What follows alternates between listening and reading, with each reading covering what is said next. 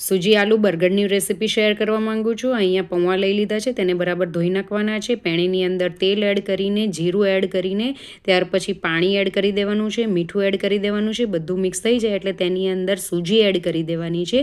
સૂજીને બરાબર મિક્સ કરી દેવાની છે અને પેન છોડે ત્યાર સુધી તેને કૂક કરી લેવાનું છે। પછી તેને ઠંડુ પાડવા માટે બીજા વાસણની અંદર કાઢી લેવાનું છે અને તેને ઢાંકી દેવાનું છે અને ઢાંકીને થોડીવાર ઠંડુ પડવા મૂકી દેવાનું છે।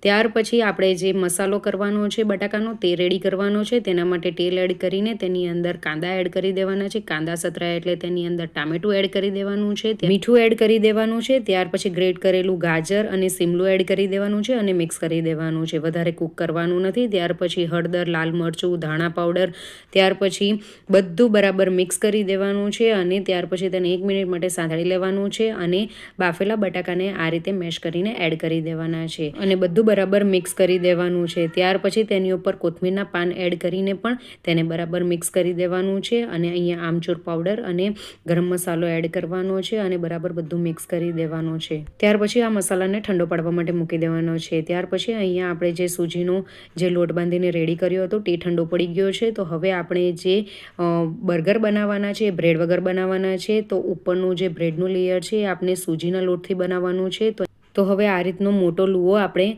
કરી દેવાનો છે અને તેને વણી લેવાનું છે। પાટલાની ઉપર થોડુંક તેલ લગાવી દેવાનું છે અને આપણે જે રીતે રોટલી વણીએ છીએ તે રીતે જ તેને વણી લેવાનું છે। કોઈપણ જાતનો કોરા લોટનો યુઝ નથી કરવાનો।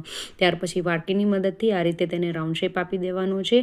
તમે જોઈ શકો છો આટલી થિકનેસ તેની રાખવાની છે। બાકીનો વધારાનો પાર્ટ આપણે આ રીતે હટાવી દેવાનો છે। તો અહીંયા સૂજીની બધી જ પૂરીઓ બનીને રેડી થઈ ગઈ છે। તેની ઉપર આ રીતે છરીની મદદથી ડિઝાઇન તમે બનાવી શકો છો। તમે કોઈપણ જાતની ડિઝાઇન બનાવી શકો છો। તો હવે આને સાઈડ પર મૂકીએ। હવે અહીંયા જે બટાકાનો હાંજો છે એ ઠંડો પડી ગયો છે। તેની અંદર પૌવા એડ કરી દેવાના છે, જેથી કોઈપણ જાતનું મોઇસ્ચર હશે તો આ પૌવા બધું લઈ લેશે। બધું બરાબર મિક્સ કરી દેવાનું છે। ત્યાર પછી આપણે જે પૂરીઓ વણીને રેડી કરી હતી તે પૂરીઓની અંદર આપણે આ જે બટાકાનો હાંજો છે તેને આપણે ટિક્કીનો શેપ આપી દેવાનો છે અને એ પૂરીની અંદર વચ્ચે મૂકી દેવાનો છે।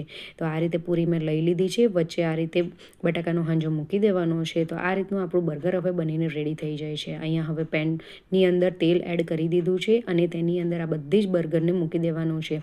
બંને બાજુ ગોલ્ડન બ્રાઉન કલર આવે તે રીતે તેને શેકી લેવાનું છે। તો આ રીતનો ગોલ્ડન બ્રાઉન કલર આવી ગયો છે।